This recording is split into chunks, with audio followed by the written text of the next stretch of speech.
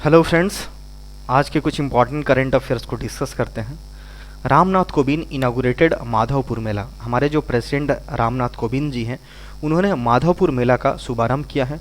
माधवपुर कहाँ आता है? गुजरात के पोरबंदर में एक जगह है, वहीं पे माधवपुर एक मेला यहाँ पे लगता है, जिसका शुभारंभ हमारे प्रेसिडेंट के द्वारा किया गया है।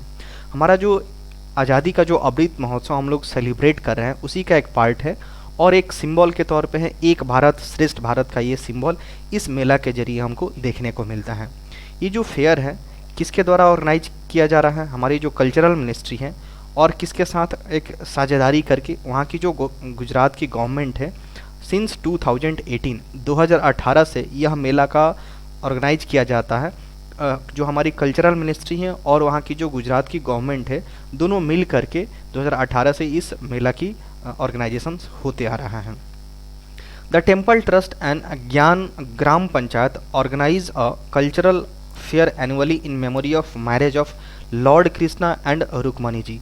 एक्चुअली ये जो एक टेम्पल ट्रस्ट है और वहाँ की जो ग्राम पंचायत है, वो क्या करता है, हर साल जो हमारे भगवान कृष्ण हैं, लॉर्ड कृष्णा और उनकी जो पत्नी रुक्मिणी जी का जो विवाह हुआ था, उन्हीं की याद में ये मेला का यहाँ पे मेला को ऑर्गेनाइज किया जाता है, मेला लगता है यहाँ पे।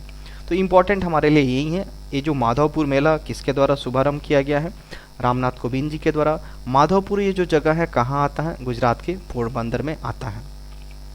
नेक्स्ट है हमारा थाईलैंड ओपन बॉक्सिंग टूर्नामेंट 2022। ये हमारे स्पोर्ट से रिलेटेड न्यूज है। ये जो थाईलैंड ओपन बॉक्सिंग टूर्नामेंट हुआ है, उसमें हमारे इंडिया के प्लेयर्स कि क्या वहाँ पे परफॉर्मेंस रहा है, कितने सारे मेडल्स आए हैं, इसका पूरे डिटेल्स यहाँ पे है। A group of 15 Indian boxer has own 10 medals, जिसमें से कितने 3 गोल्ड है और 4 सिल्वर है और 3 ब्रॉन्ज मेडल है। यानी टोटल कितने हमारे पास मेडल आए हैं इस थाईलैंड ओपन बॉक्सिंग टूर्नामेंट में? टोटल 10 मेडल आए हैं। 3 गोल्ड्स हैं, 4 सिल्वर हो गया और 3 ब्रॉन्ज है। यहाँ पे जो गोल्ड मेडल जो विनर है, उनको कितना पैसा उनको प्रोवाइड किया गया है, कितना पैसा दिया गया है? $2000 उनको दिया गया है। जो गोल्ड जीता है, उनके यहाँ पे 3 जो गोल्ड जीते हैं उनके नाम यहाँ पे दे रखे हैं। गोविंद साहनी 48 केजी के कैटेगरी में इन्होंने जीता है गोल्ड। अनंता प्रहलाद इन्होंने क्या 54 केजी के कैटेगरी में। And third one is that Sumit ने इन्होंने 75 केजी के कैटेगरी में गोल्ड मेडल जीता है। सिल्वर की बात करें तो अमित पंघाल हो गए, मोनिका हो गई, वरिंदर सिंह हो गए और आशीष कुमार, ये 4 लोग हैं जो कि सिल्वर मेडल जीते हुए हैं और 3 जो हैं जो गोल्ड जीते हुए हैं, ये सिल्वर जीते हुए हैं। और ब्रॉन्ज मेडल की बात की जाए तो ब्रॉन्ज मेडल भी 3 हमारे पास आया है। मनीषा जो कि 57 केजी की कैटेगरी में इन्होंने ब्रॉन्ज जीता है, पूजा 69 केजी के कैटेगरी में और भाग्यवती जिन्होंने 75 केजी के कैटेगरी में इन्होंने जीता है। तो इम्पॉर्टेंट हमारे लिए न्यूज़ यही है कि थाईलैंड ओपन बॉक्सिंग टूर्नामेंट में भारत टोटल 10 मेडल जीते हैं, जिसमें से 3 गोल्ड हैं, 4 सिल्वर हैं और 3 ब्रॉन्ज मेडल हैं, जो कि थाईलैंड में हुआ है। नेक्स्ट है हमारा ऑबिचुअरी से रिलेटेड है। Actor Shiv Kumar Subramaniam passes away. हाल ही में जो एक्टर और स्क्रीन राइटर थे जिनका नाम शिव कुमार सुब्रमण्यम जी है, उनका हाल ही में देहांत हो गया है। ये बहुत वेल नोन थे। एक सीरियल था जिसका नाम था मुक्ति बंधन और मीनाक्षी सुंदरेश्वर, ये एक सीरियल आता था जिसके वजह से इनको काफ़ी प्रचलित हुए थे और इन्होंने 1989 से अपने स्क्रीन प्ले की राइटिंग की शुरुआत करी थी। उनको फिल्म फेयर अवार्ड भी मिल चुका है। उनकी एक बेस्ट स्टोरी मूवी थी जिसका नाम था हजारों ख्वाहिशें, उसके लिए उनको फिल्म फेयर अवार्ड भी मिला हुआ था। और इनकी जो कुछ बहुत इंपॉर्टेंट मूवी है जिसमें इन्होंने काम किया था, एक 2 स्टेट्स काफ़ी अच्छी मूवी थी, चेतन भगत की पूरी स्टोरी थी, और हिचकी अभी हाल ही में कुछ दिन पहले आई थी, nail polish, Rocky handsome and more. तो काफ़ी ये एक इम्पॉर्टेंट न्यूज बन सकता है, पूछा जा सकता है कि शिव कुमार सुब्रमण्यम जी किस फील्ड से बिलोंग करते थे? एक्टर, जिनका हाल ही में देहांत हो गया है। नेक्स्ट है हमारा 20th NTCA meeting chaired by union minister Bhupender Yadav. जो हमारे यूनियन मिनिस्टर जो और इन्वायरमेंट, फॉरेस्ट और क्लाइमेट चेंज को लेकर के जो हमारे मिनिस्ट्री संभालते हैं, भूपेंद्र यादव जी, उन्होंने क्या किया है? 20th NTCA मतलब क्या होता है? इसका फुल फॉर्म होता है नेशनल टाइगर कंजर्वेशन अथॉरिटी। एक ऐसी अथॉरिटी है जो कि हमारा एक प्रोजेक्ट टाइगर चल रहा है इंडिया में, जो कि इंडिया में जितने सारे टाइगर्स हैं वो इंडेंजर्ड स्पीसीज़ माने जाते हैं, तो उनको लेकर के उनको कैसे कंजर्व किया जा सके, उनकी संख्या को कैसे बढ़ाया जा सके, वो जिस एरिया में रहते हैं उस पूरे एरिया को कैसे प्रोटेक्ट किया जा सके, तो ये प्रोजेक्ट टाइगर के तहत यहाँ पे चलता है। तो इसके पूरा जितना सारा उस प्रोजेक्ट को लेकर के उसमें क्या क्या डेवलपमेंट हो रहा है, कुछ गड़बड़ी तो नहीं हो रहा है, पूरा एक सुपरविजन लेने के लिए एक अथॉरिटी बनाई गई है जिसका नाम है NTCA, national tiger conservation authority. इसका 20वां मीटिंग किसके द्वारा चेयर किया गया है, हेड किया गया है, जो हमारे union environment forest and climate change minister Bhupender Yadav ji के द्वारा किया गया है। और इसका कहाँ किया गया है, पक्के टाइगर रिजर्व जो कि अरुणाचल प्रदेश में, वहीं पे इसका हेल्ड किया गया है, वहीं पे इसको ऑर्गेनाइज किया गया है। ये पहली बार ऐसा हुआ है कि NTCA की जो मीटिंग है जो नेशनल कैपिटल के बाहर हुई है, वरना क्या होता था, जो NTCA national tiger conservation authority की जितनी सारी मीटिंग्स होती थी वो दिल्ली में ही होती थी, नेशनल कैपिटल में। फर्स्ट टाइम दिल्ली से बाहर हो रहा है। इसमें एक बड़ा अच्छा इनिशिएटिव इस मिशन के जो अरुणाचल प्रदेश की जो सरकार है, एक बहुत ही शानदार इनिशिएटिव उनके द्वारा मार्च 2021 में ही लॉन्च किया गया था, जिसका नाम क्या है, एयर गन सरेंडर अभियान। एयर गन सरेंडर अभियान। अरुणाचल प्रदेश बहुत ही ज़्यादा वहाँ पे जंगल्स और वहाँ की जो बर्ड्स, चिड़िया, जानवर, काफ़ी विविधता है, काफ़ी बायोडाइवर्सिटी वहाँ पे बहुत ही ज़्यादा है। और हाल ही में देखा गया है कि जब एक रिसर्च पता चला कि वहाँ की बहुत सारे जो बर्ड्स हैं उनकी संख्या धीरे धीरे कम होते जा रही है, या फिर एनिमल्स की संख्या कम होते जा रही है, तो एक अभियान चलाया गया, एयर गन सरेंडर अभियान। इसमें क्या होगा, लोग अपनी एक वॉलेंट्री एक तरह से अभियान है, लोग अपनी स्वेच्छा से अपने जो गन्स हैं, जो भी उनके पास हथियार हैं जिसके जरिए वो एनिमल्स का, जानवरों की एक तरह से शिकार करते हैं, बर्ड्स को मारते हैं, तो अपने अनुसार वो क्या कर सकते हैं, अपनी स्वेच्छा के अनुसार वो अपना गन्स को सरेंडर कर सकते हैं सरकार के सामने। तो सरकार उनको इतना मोटिवेट की, उनको ऐसा कुछ एक अभियान चलाया जिसके तहत उनको मोटिवेट किया गया कि जो भी शिकार करते हैं वो अपना गन सरेंडर कर दे, रख दे। इससे क्या होगा, ये जो हंटिंग या पोचिंग का जो एक समस्या है वो क्या हो जाएगा, बहुत कम हो जाएगा।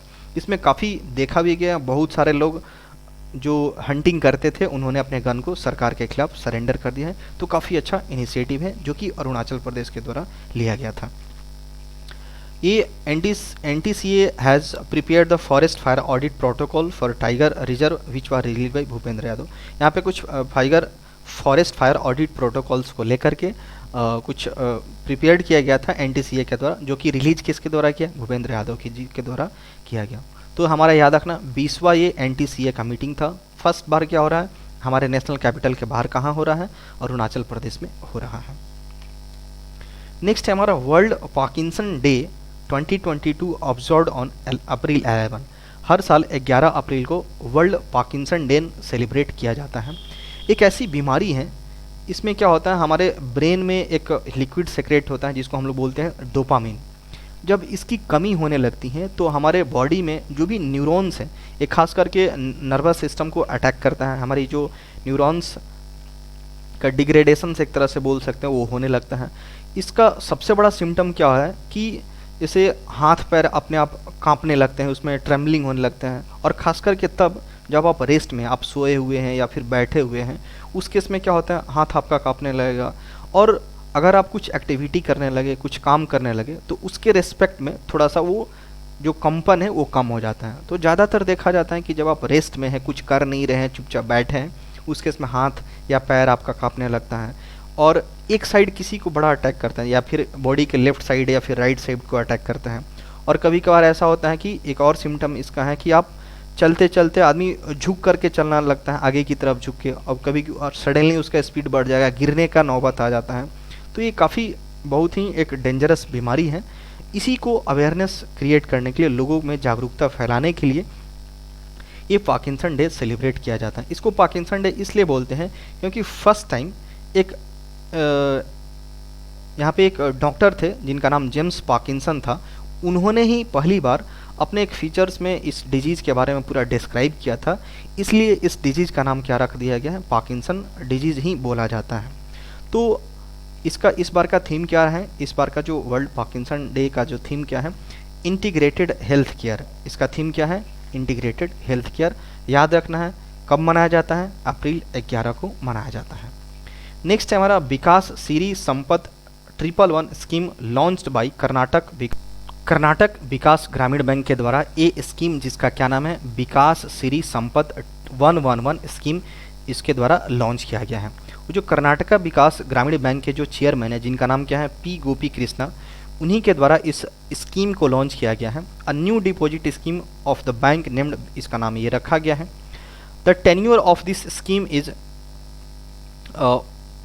111, मतलब इतना दिन के लिए, 1111 डेज के लिए स्कीम की टेन्योर है, इसका कार्यकाल इतना दिन तक ये स्कीम चलेगा।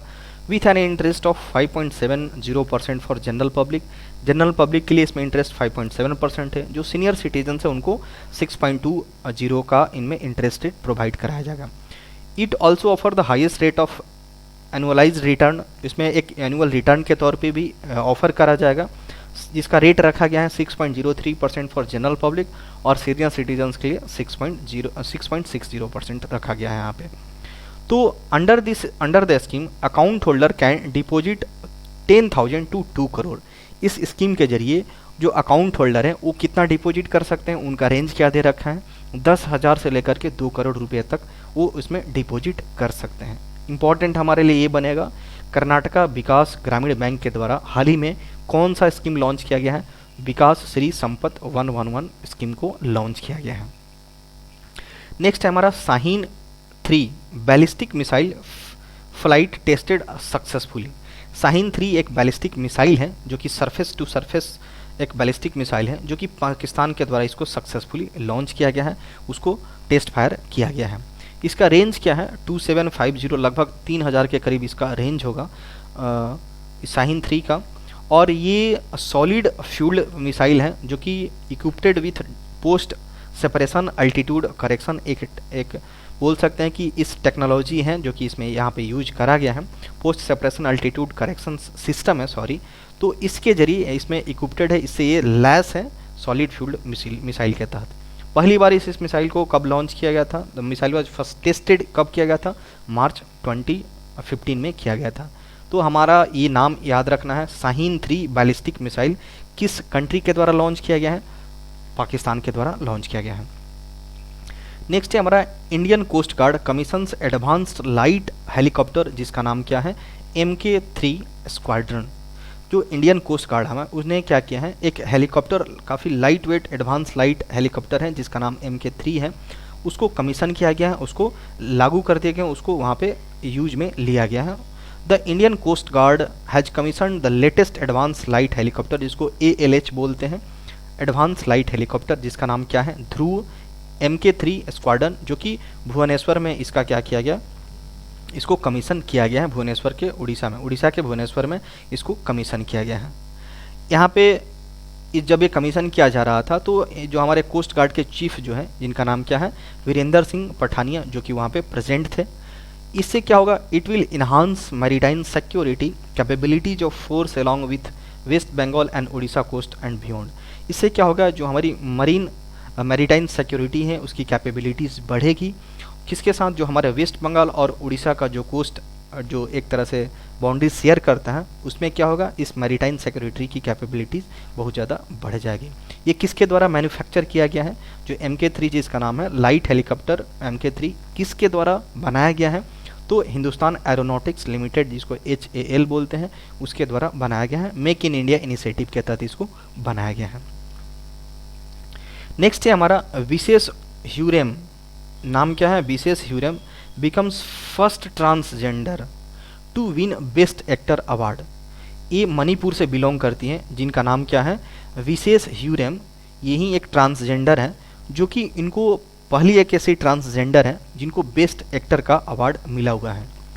ये first transaction honoured with best actor award in prestigious Manipur state film award, जो एक बहुत ही वहाँ के सुप्रसिद्ध एक काफ़ी प्रेस्टिजियस अवार्ड है, मणिपुर स्टेट फिल्म्स अवार्ड। उसमें इनको क्या मिला है, बेस्ट एक्टर का अवार्ड मिला हुआ है, तो पहली ट्रांसजेंडर ये बनी है। She received the award for exceptional performance in the film. एक फिल्म का नाम है अपैबा लेचिल्स, जिसका वो मणिपुर के लैंग्वेज में यहाँ पे दिया गया है। इसका बात करें तो इसका मतलब क्या होता है, फ्लोटिंग क्लाउड्स जो बादल होते हैं फ्लॉट करते हैं, तो उससे रिलेटेड ही इसका नाम हुआ। तो इस मूवी के लिए इसमें इनको बहुत शानदार, काफ़ी एक्सेप्शनल परफॉर्मेंस करने के लिए इनको ये अवार्ड दिया गया है। इनको और भी दूसरा अवार्ड मिल चुका है। She also clinched special mention award इनको मिला हुआ है। और ये जो अभी मणिपुर स्टेट फिल्म्स अवार्ड हुआ है उसमें जो बेस्ट फीचर फिल्म किसको मिला है, कोई यम, जो कि डायरेक्टेड किसके द्वारा किया गया, रोमी मैटी के द्वारा इसको डायरेक्ट किया गया है। बेस्ट डायरेक्शन अवार्ड किसको मिला है, बॉबी को मिला हुआ है। तो काफ़ी इंपॉर्टेंट ये हमारे न्यूज बनेगा। पहली एक ऐसी ट्रांसजेंडर है जो कि उनको बेस्ट एक्टर का अवार्ड मिला है, मणिपुर से बिलोंग करती हैं और मणिपुर स्टेट फिल्म अवार्ड्स में इनको बेस्ट एक्टर का अवार्ड मिला है। नाम क्या होगा, Vishesh Huirem. Nilmani Phookan conferred with 56 Jnanpith award. Next है हमारा जो 56वां जनपीठ अवार्ड है, किनको दिया गया है, नीलमणि फूकन जी को दिया गया है। एक आसाम के ये पोएट हैं, काफ़ी एमिनेंट है, काफ़ी सुप्रसिद्ध पोएट हैं जिनका नाम नीलमणि फूकन जी हैं, जिनको 56वां क्या दिया जाए, 56th जनपीठ अवार्ड इनको प्रोवाइड कराया जाएगा। ये तीसरे पर्सन हो गए आसाम से जो कि ये जनपीठ अवार्ड लेने वाले हैं। इसके पहले ये 2 लोग ले चुके हैं। और इनकी जो बहुत अच्छी, जो एक मास्टरपीस बोल सकते हैं, इनके द्वारा जो लिखी हुई जो कविताएं या फिर बुक्स का नाम इन्होंने यहाँ पे दे रखा है, काफ़ी थोड़ा सा डिफ़िकल्ट प्रोनाउंसिएशन है, तो ये रही यहाँ पे 57वां। अगर जनपीठ की बात की जाए, 57वां जनपीठ 57 जनपीठ अवार्ड जो हर 22 का नोवेलिस्ट, इनका क्या नाम है, दामोदर मौजो, जिनको 57वां जनपीठ अवार्ड इनको मिला है। ऑलराइट, नेक्स्ट है हमारा Charles Leclerc wins formula 1 Australian Grand Prix 2022। जो हमारा ऑस्ट्रेलियन ग्रांड प्रिक्स हुआ है उसमें इसका खिताब किसने जीत लिया है, चार्ल्स लेक्रेक, जो कि इन्होंने जीत लिया है। ये क्या है, एक फेरारी के ड्राइवर है। अक्सर पूछा जाता है कि जो भी ग्रांड प्रिक्स होता है उसके जो प्लेयर्स या फिर जो बोल सकते हो वो किस कंपनी के ड्राइवर हैं, किस कंपनी की गाड़ी को जो फार्मूला 1 रेसिंग किसको चलाते हैं, तो ये किसके हैं, फेरारी के ड्राइवर हैं। Has name the title formula 1 grand prix, जो कि 10 अप्रैल को हुआ था, कहाँ पे, मेलबोर्न में हुआ था। He surpassed Red Bull's driver Sergio Perez, एक ये रेड बुल के ड्राइवर है जिसको इन्होंने क्या किया था, सरपास किया था, उनको हरा करके जीता था। जो लेविस हैमिल्टन काफ़ी फेमस है, जो कि मर्सिडीज के ड्राइवर है, उनको चौथा स्थान मिला है इसमें। और अदर ग्रांड प्रिक्स की बात करें तो सऊदी अरेबियन ग्रांड प्रिक्स 2022 का कौन जीता है, मैक्स वर्स्टैपेन जीता है, और जो कि क्या है, रेड बुल के ड्राइवर है, रेड बुल के को कार को चलाते हैं। और फार्मूला 1 बहरीन ग्रांड प्रिक्स 2022 का किसके द्वारा जीता गया है, चार्ल्स लेक्रेक के द्वारा जीता गया है। नेक्स्ट है हमारा नीति आयोग का एक रिपोर्ट आया है, कि इंडेक्स आया है, NITI Aayog state emergency and climate index, जिसमें क्या क्या है, गुजरात इसने टॉप किया हुआ है।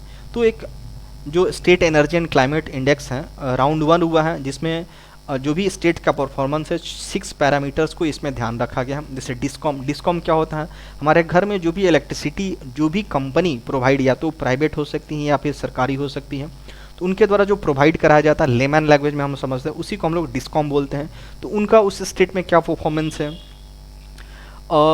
एनर्जी को लेकर के कितना एक्सेस है, अफोर्डेबिलिटी कितना है, कितना हम उस पर निर्भरता है, और क्लीन एनर्जी को लेकर के एनर्जी एफिशिएंसी, इन्वायरमेंट सस्टेनेबिलिटी और न्यू इनिशिएटिव, इन 6 पैरामीटर्स को ध्यान में रख करके इंडेक्स जारी किया गया है, state energy and climate index, जिसमें गुजरात टॉप पे किया है। तो यहाँ पे 3 लिस्ट लिया गया है। टॉप 3 स्टेट्स, लार्जर स्टेट्स की कैटेगरी की बात करें तो पहले नंबर पे गुजरात है, सेकंड पे केरला, थर्ड पे पंजाब। जो स्मॉलर स्टेट्स हैं उसके कैटेगरी में 3 टॉप के हैं, गोवा टॉप पे हैं, त्रिपुरा, मणिपुर। और अगर यूनियन टेरिटरी की बात की जाए तो टॉप पे चंडीगढ़, सेकंड पे दिल्ली एंड दमन एंड दीव किया हुआ है। नेक्स्ट है हमारा DRDO conduct successful flight test of anti tank guided missile, जिसका नाम क्या है, हेलिना। जो DRDO ने एक सक्सेसफुली टेस्ट फायर किया है, एंटी टैंक गाइडेड मिसाइल है, जिसका नाम क्या है, हेलिना किया है, हेलिना नाम है इसका। ये एक कोलाबोरेशंस के साथ किया गया है, DRDO, इंडियन आर्मी और इंडियन एयरफोर्स, ये तीनों ज्वाइंटली मिल करके इसको सक्सेसफुली टेस्ट फायर किए हुए हैं। अगर बात की जाए तो ये क्या है, 7 किलोमीटर इसका रेंज है। किसके द्वारा इसको बनाया गया है, defence research development laboratory DRDL, जो कि हैदराबाद के द्वारा बनाया गया है। और अभी हाल में चेयरमैन कौन है, जी सतीश रेड्डी जी, हेडक्वार्टर दिल्ली में मिलता है। एस्टेब्लिश 1958 में हुआ था। तो याद रखना है कि anti guided missile Helina DRDO के द्वारा लॉन्च किया गया है। नेक्स्ट है हमारा ICC player of the month for March 2022 किसको मिला है। मेल की बात करें अगर बाबर आजम को मिला हुआ है, और फीमेल में बात करें जो वुमेंस की बात करें तो उनको रैचेल हाइन्स को मिला हुआ है। बाबर आजम काफ़ी अभी हाल ही में जो टूर्नामेंट हो रहा था इनके काफ़ी शानदार इन्होंने परफॉर्मेंस किया हुआ है, जिसकी वजह से यहाँ पे जो इनके फैंस या जो भी बोल सकते हैं इनकी वोटिंग्स ज़्यादा मिली हुई है और इनको फिर से ये बन गए हैं क्या, ICC player of the month March के लिए इनको बनाया गया है।